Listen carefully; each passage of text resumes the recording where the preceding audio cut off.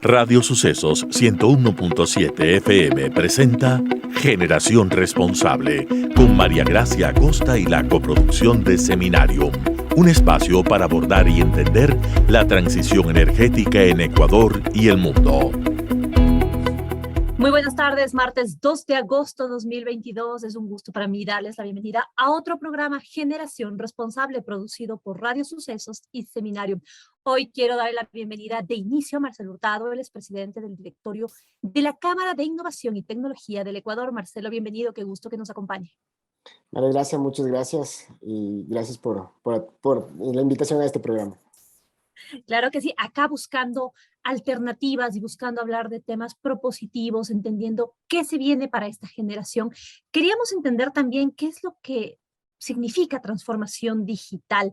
Según cifras de CITEC que ustedes han presentado, alrededor del 70% de la población en la región, en América Latina, usa Internet. Y partiendo de esto, quisiera empezar explicando a quienes nos están escuchando qué es transformación digital y cómo la podemos entender en el marco de la economía regional. Bueno, muchas gracias. Transformación digital digamos, es un concepto muy amplio que va desde algo muy simple como pasarte de una hoja de cuaderno a tu primer Excel, como entrar en un proceso de robótica de innovación gigante en una industria. Entonces, a lo que va el tema de la transformación digital es de que definitivamente el proceso interno de las empresas, el proceso interno de las organizaciones comienza a tomar un rumbo un poco más digital, un poco más, digamos, sí, automatizado, y mucho más controlado. O sea, la idea de la transformación digital no es simplemente el hecho de pasarme y tomar como una tecnología como base, digamos, de mi negocio, sino también es un proceso de cambio cultural interno de las industrias. Entonces, básicamente el concepto es mucho más amplio, pero va enfocado en un cambio generacional, un cambio de innovación hacia las organizaciones que deseen meterse en este proceso, ¿no? Y son cambios que generan también aspectos positivos que les permiten quizá ingresar a nuevos mercados, permitir facilidades a sus compradores y demás. Evidentemente sí, y eso va a depender de la estrategia del negocio, ¿no? O sea, a medida que en los mercados se innovan, se actualizan, no se mejora, sino digamos, evolucionan de alguna manera, evidentemente uno viene también con una evolución digital o una transformación digital para poder atender y llegar a esos mercados, ¿no? O sea, lo bueno es que el Ecuador está emprendiendo este proceso, muchas de las empresas están emprendiendo este proceso y evidentemente la globalización nos está llevando a que tengamos que tomar este nivel de estrategias dentro de las organizaciones. Entonces sí, definitivamente es un tema positivo y es acceso a mercados totalmente. Marcelo, en muchas ocasiones hemos dicho que la pandemia aceleró, que realmente aceleró procesos que tal vez venían con otra velocidad, a otro ritmo, pero se aceleraron inmediatamente y sobre todo en el tema digital. ¿Esto ustedes creen que ocurrió en pandemia, que hubo una mayor presencia y crecimiento de las empresas en línea, en lo digital y entendiendo estas nuevas tecnologías a raíz de la pandemia y todo lo que significó? Sí, o sea, nosotros tenemos algunos datos, por ejemplo, en México, en Chile, casi el 800% se aceleró en un tema de transformación digital en las empresas. ¿Eso qué quiere decir? Que aparte, si nosotros vemos un poco los gráficos, vemos que a partir de marzo a junio, agosto del mismo 2020, que fue la pandemia, muchas de las empresas se pasaron a canales digitales, a una transformación digital, o sea, aceleramos procesos que venían lento y venían, digamos, tomándose muchas veces en decisiones de directorios, de decisiones estratégicas de las empresas, se aceleraron, ¿no? Y en general en Latinoamérica estamos hablando de casi el 400% en un aceleramiento en temas de e-commerce, en temas de páginas web y bueno, en lo que tiene que ver con temas digitales. Hay un dato del Ministerio de Telecomunicaciones que en Ecuador el 345% fue el aceleramiento en temas digitales. Entonces, claro, o sea, la verdad es que la pandemia ayudó a acelerar todo ese proceso de transformación digital, pero ahora viene la parte de cómo controlarlo y tener esto como parte de la estrategia y un control mucho más, digamos, estable dentro de las empresas, ¿no?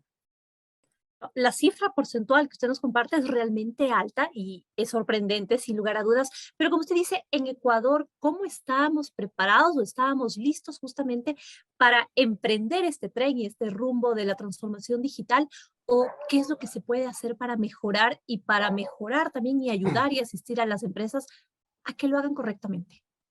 Es una gran pregunta. La verdad es que yo diría que en la primera apreciación no estábamos totalmente listos, no estábamos totalmente preparados, pero tuvimos que hacerlo, nos tuvimos que preparar. Lo bueno es que muchas de las herramientas que ya existían en el mercado ayudaron a que esta transformación no sea tan complicada o, digamos, de alguna manera una mejor adaptación en las organizaciones. Entonces, definitivamente sí, se tuvieron que acelerar estos procesos. Ahora, ¿qué es lo que hay que hacer? Claro, o sea, algunas de las cifras que tenemos es que casi solo el 40% de la población que está metida, digamos, que es parte del PEA, tiene algún tipo de capacitación sobre temas digitales. Entonces, claro, nos toca mucho en los diferentes sectores, porque no es necesariamente un deber o una obligación del sector de tecnología, sino es de todos los sectores de comenzar a capacitar en procesos de transformación digital o en herramientas de transformación digital, para que pues haya una mejor, una amplitud sobre conocimientos o tener una homologación de conocimientos sobre lo que se trata un tema de transformación digital o las herramientas que se están implementando en cada una de las organizaciones. Pero hay un proceso de capacitación muy alto y por otro lado también un proceso de transformación al interior de las organizaciones, y esto a nivel público y privado, ¿no? Al interior de las organizaciones sobre el hecho de lo que significa la responsabilidad que significa el tema de transformación digital en cada una de ellas. Y el tema de la protección de datos, sin lugar a dudas también, que es algo que se requiere en estos cambios que estamos enfrentando y que probablemente muchas personas, incluso por lo que vimos que no es tan socialmente justa la penetración del Internet o de las redes, que estamos viendo que probablemente muchas personas únicamente tienen acceso a ciertas redes, pero no realmente explotan lo que significa la cultura digital. Sí, y básicamente había una frase que decía que no, para la pandemia no fue igual para todos, porque justamente el acceso, o sea, a pesar de que tenemos un 70% de acceso a Internet, no todos tienen acceso a una computadora.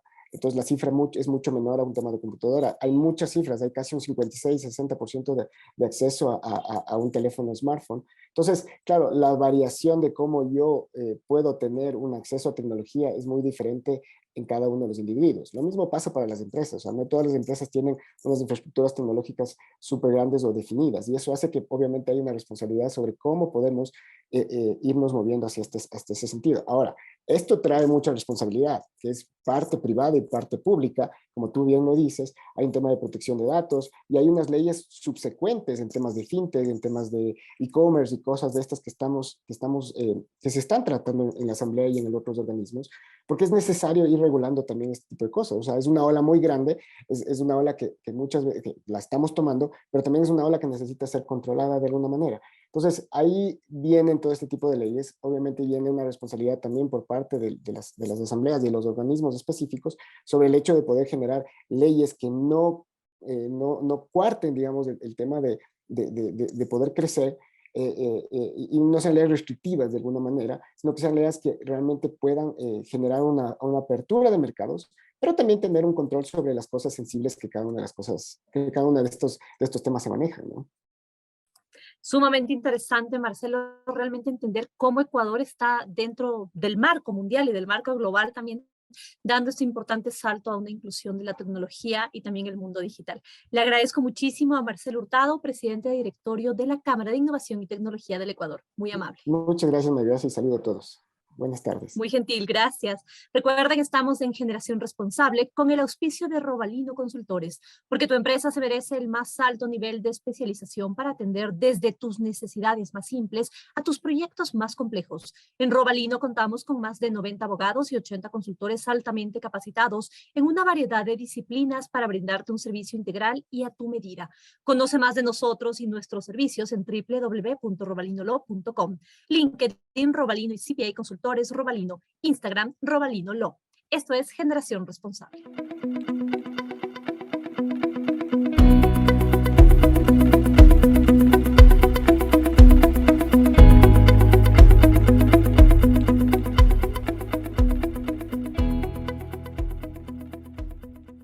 Continuamos en Generación Responsable y a esta hora quiero dar la bienvenida a José Antonio Dávalos. Él es viceministro de Ambiente. José Antonio, bienvenido. Gracias por acompañarnos en Generación Responsable.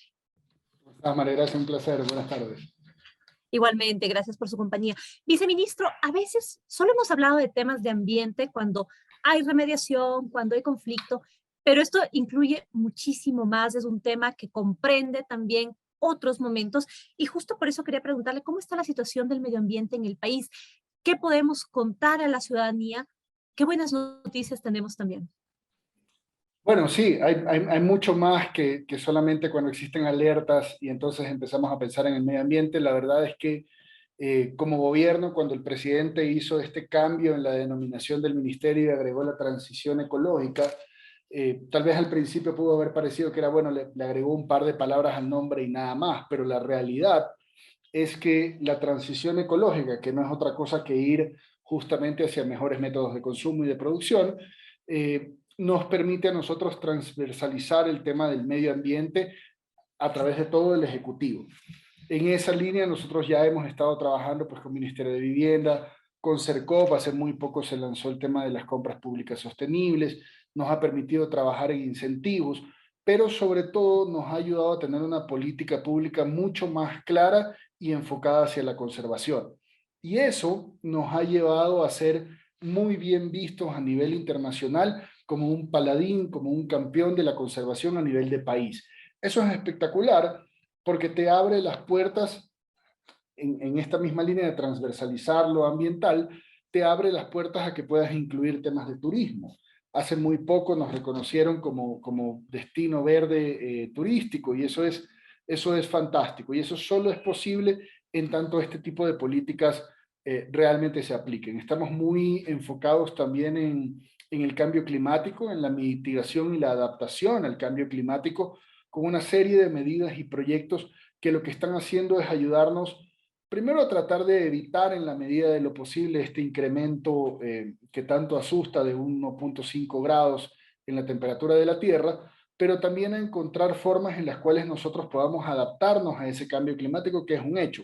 Está aquí, ya no es algo pues que estamos hablando de que se viene el cambio climático, sino que ya lo estamos viviendo con lluvias, inundaciones y problemas en nuestros cultivos. Viceministro, y eso considerando que nosotros no seríamos quizá los directamente responsables al no estar entre los países que probablemente más contaminan o más consumo de carbono tienen, pero que tenemos una amplia responsabilidad porque somos un país megadiverso, tenemos muchísimo que conservar.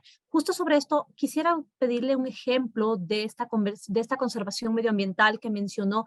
¿Qué podemos resaltar de los proyectos que estamos teniendo al respecto? Bueno, en efecto, aunque Ecuador es uno de los países más responsables en el manejo de sus recursos, la semana pasada veíamos lo del Overshoot Day. Ecuador es el penúltimo país en agotar los recursos de un año el 6 de diciembre, mientras que en promedio el planeta se los termina un 28 de julio. Pero efectivamente, justo por ser un país megadiverso, un país en desarrollo, nos vemos muy, pero muy afectados por temas de cambio climático o la triple crisis ambiental. Si tuviera que mencionar un proyecto, sería la Reserva Hermandad. Esto fue algo pues fantástico, muy replicado a nivel mundial y aplaudido, y que de hecho nos permitió llegar a crear el corredor con Colombia, con Costa Rica.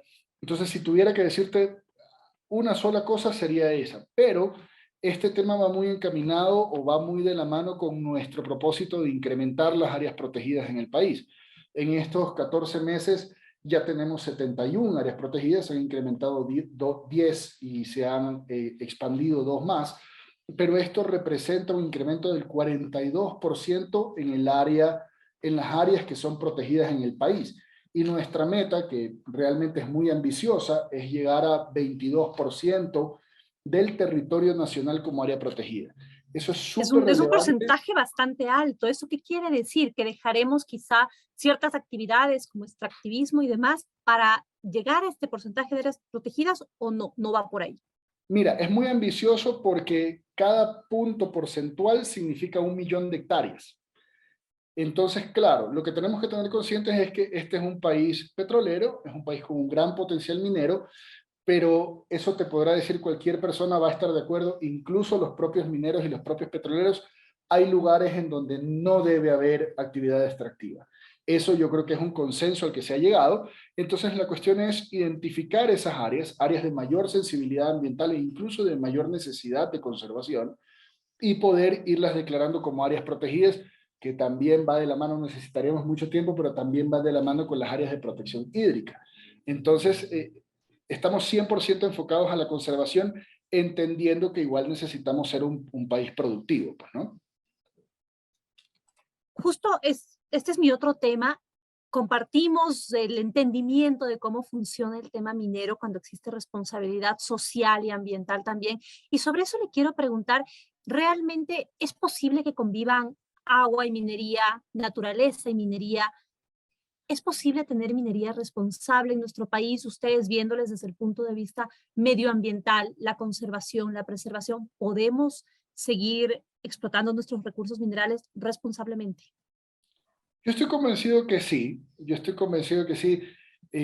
Mi padre siempre decía que cuando uno no confía de entrada, uno se pierde de conocer gente y oportunidades maravillosas. Entonces yo creo que tenemos que confiar en que este compromiso del sector minero de hacer una minería responsable es real. Y además es algo que ya hemos visto en otros países. Tenemos países en donde existen concesiones mineras que están muy cerca de áreas protegidas y que han encontrado la forma de convivir. Por supuesto hay que tener en claro qué tipo de minería es la que puede convivir con el medio ambiente. O sea, más que preguntarnos si pueden convivir, es qué tipo de minería debe convivir con el medio ambiente. En efecto, tiene que ser una minería responsable y tiene que ser una minería con los más altos estándares.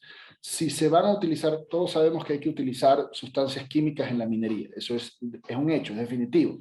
Pero entonces tienen que tener plantas de tratamiento de agua, tienen que tener un buen manejo, una buena disposición final de estas sustancias químicas.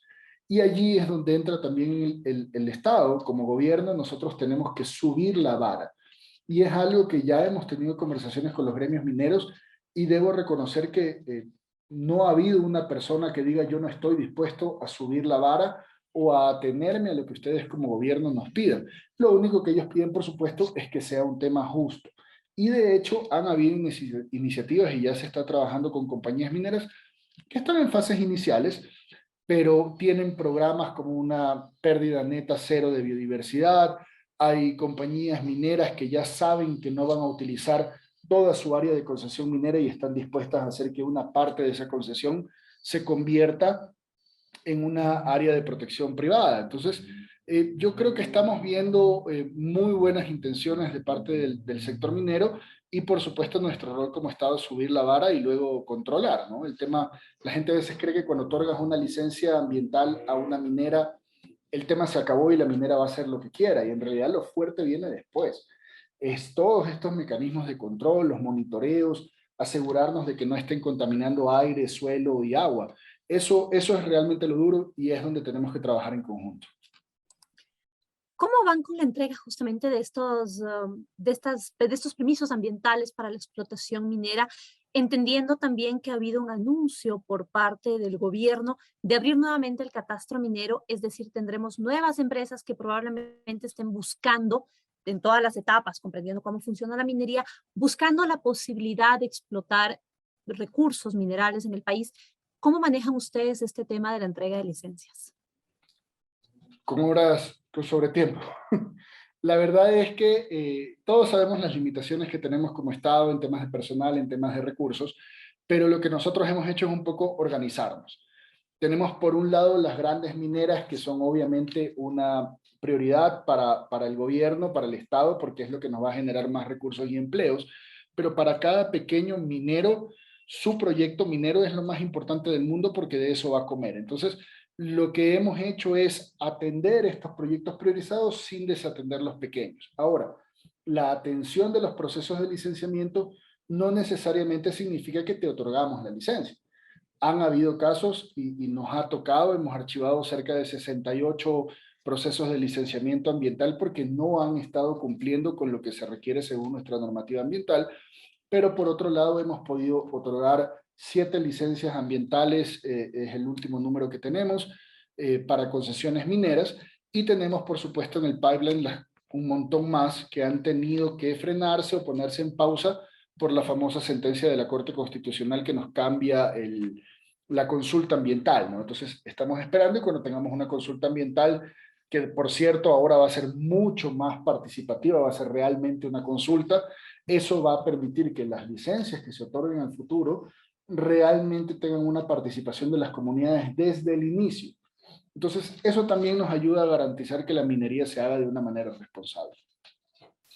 Entonces, podríamos decir, sí, estamos garantizando que en Ecuador puede haber este tipo de actividades extractivas y también se puede cuidar al medio ambiente. En otros temas también, ¿qué retos mayores creen que tienen ustedes desde el Ministerio de Ambiente en este momento con la coyuntura y con los pedidos? Inclusive estamos en un momento de diálogo nacional con los pedidos de diferentes sectores sociales. Bueno, retos tenemos muchos. Sobre todo nuestro mayor reto es apuntar a la conservación, porque esa conservación, ya te digo, te pone en el mapa del mundo y además hace que haya mucha gente interesada en venir y financiarte que incrementes esa conservación. Entonces tenemos retos, son retos que nos hemos puesto nosotros mismos, como el del incremento de las áreas protegidas. Eso va a servir de mucho porque uno de los reclamos era pues que frenemos la expansión de la frontera hidrocarburífera y minera. En tanto nosotros vamos expandiendo la conservación, también la minería se va a ir frenando. Obviamente eso tiene que irse trabajando con el paso del tiempo porque pues habrán exploraciones, como bien decías, el MEM tiene la intención de abrir el catastro y ahí es un trabajo en conjunto, somos ambas instituciones del Ejecutivo, de sentarnos y ver antes de otorgar un título minero, bueno, decir en esta parte sí, en esta parte no, porque nadie va a invertir en obtener un título minero en donde nunca vas a poder ejercer actividad. Otro reto grande que tenemos es, y le habrás escuchado muchas veces al ministro decir que la basura es un error de diseño. Entonces, un gran reto que tenemos es poder trabajar con los residuos sólidos del país y asegurarnos de que tengan un mejor manejo. En Ecuador, solo el 4% de los residuos domésticos se reciclan. Nosotros nos hemos puesto una meta, el presidente nos ha puesto una meta de llegar a un 20% de reciclaje. Y claro, tú tienes países europeos que ya llegan al 90 o 98%, pero para nosotros aumentar ese 16% es un reto enorme y estamos trabajando en una serie de proyectos, primero de política pública, luego de normativa, y luego tenemos que ir a hacer un trabajo de campo de implementación y por supuesto de educación, porque al fin y al cabo se te queda en letra muerta si realmente cada uno de nosotros no está comprometido a tener un mejor manejo. Entonces, más que un reto como institución, es un reto que tenemos como país. Y una responsabilidad sin duda también para poder cumplir con todos los objetivos. Le agradezco mucho, viceministro. Hablamos con José Antonio Dávalos, viceministro de Ambiente. Muy gentil. Un placer. Muy buenas tardes. Esto es Generación Responsable con el auspicio de Robalino Consultores. Cuando se trata de tu empresa, quieres asegurar que esté en las mejores manos, además de nuestro alto nivel de especialización en asesoría legal corporativa y 10 años de crecimiento. En Robalino contamos con la mayor presencia regional en el país y más de 17 reconocimientos internacionales que reflejan compromiso con nuestros clientes. Conoce más de nosotros y nuestros servicios en www.robalinolo.com. LinkedIn Robalino y CPA Consultores Robalino. Instagram Robalino Lo. Enseguida regresamos en Generación Responsable.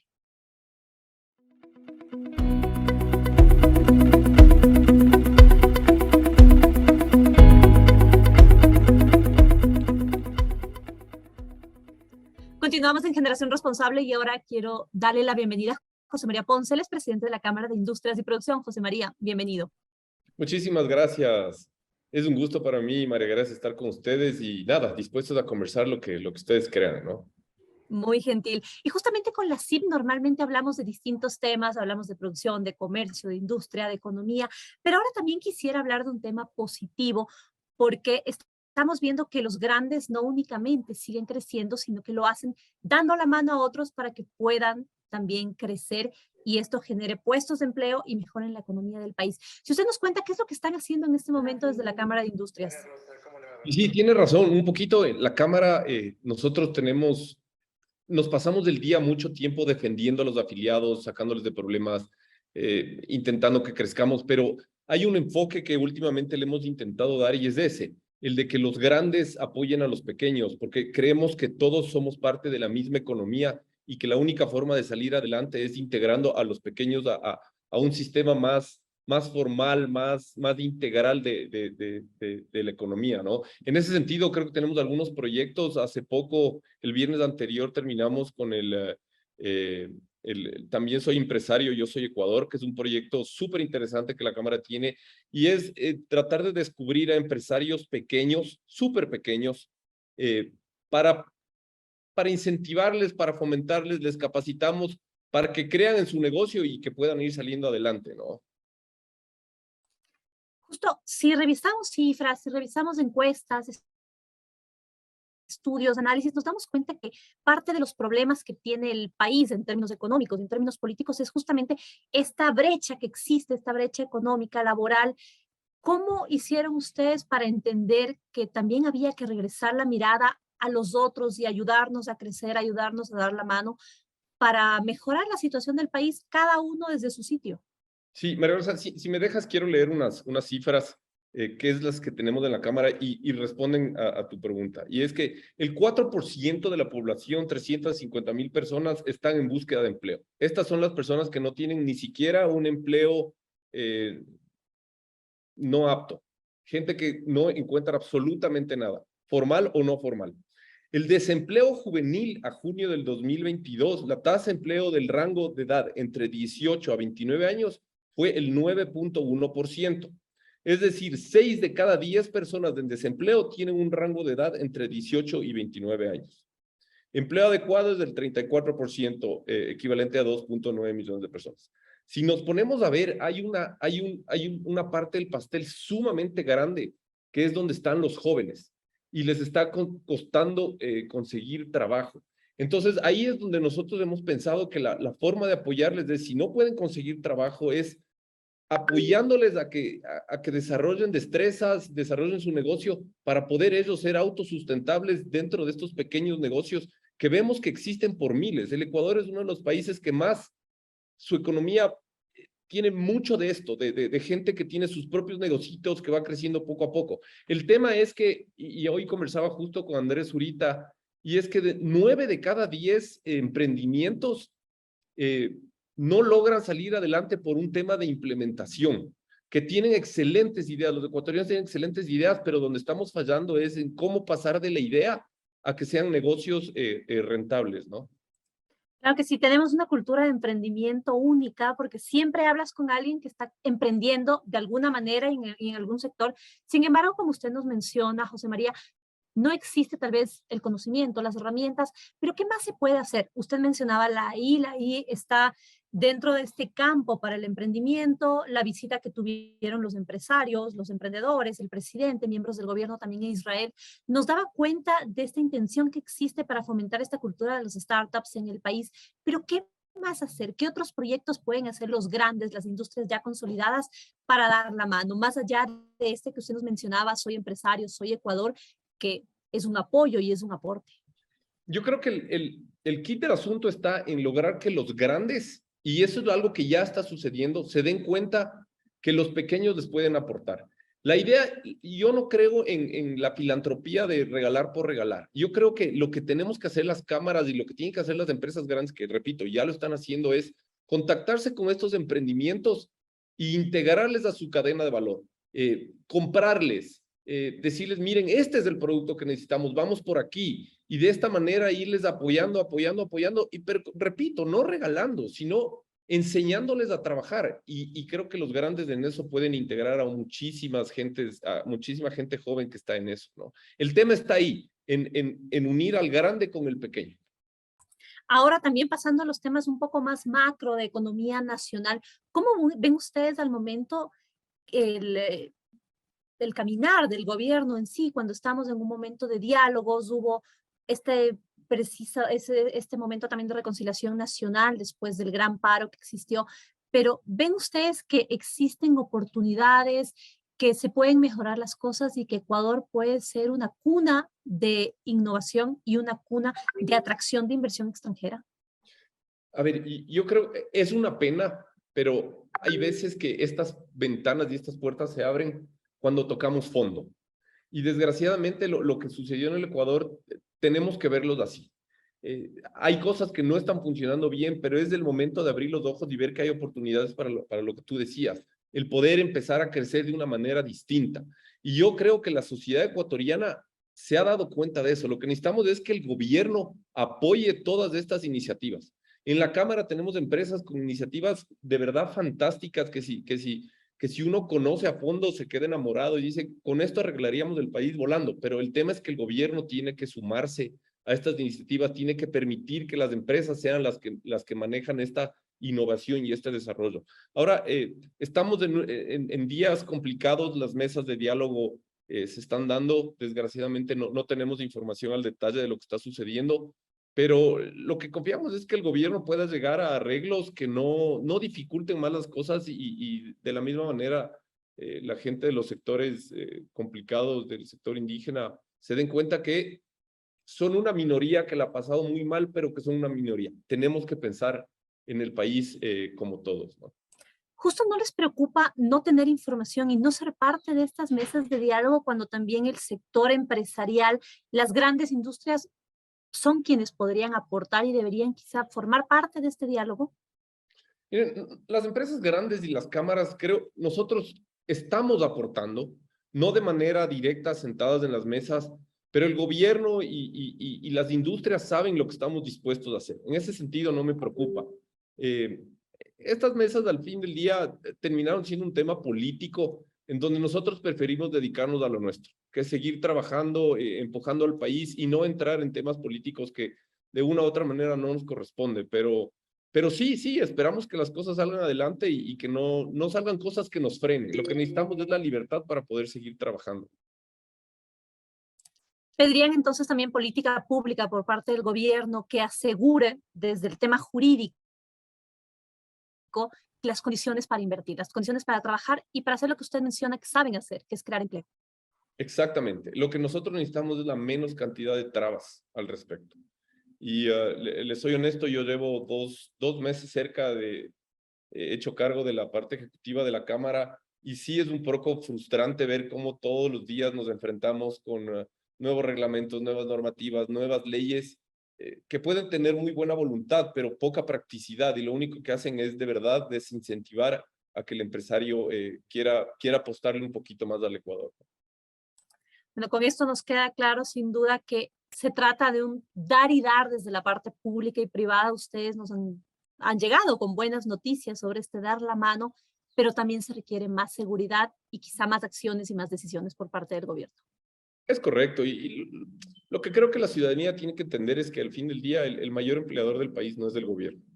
Los que damos empleo a grandes cantidades de gente somos la empresa privada, los que tenemos planes de negocios sostenibles en el tiempo somos la empresa privada, y lo que tenemos que apostar es eso, a que nos dejen trabajar. El gobierno tiene que cumplir su parte social, tiene que hacerse cargo de mejorar los temas de educación, los temas de salud, etcétera, etcétera. Pero lo principal que le pedimos al gobierno es que deje que la industria privada y los privados logremos crecer. Esa es la única forma de crecer la cantidad de gente trabajando. El tema laboral, le comento, es seguimos pensando en un código laboral rígido, etcétera, etcétera, cuando lo que necesitamos es facilidades para contratar. Y lo único que tenemos hoy en día en el Ecuador es que contratar a alguien es sumamente complejo y peor para los pequeños.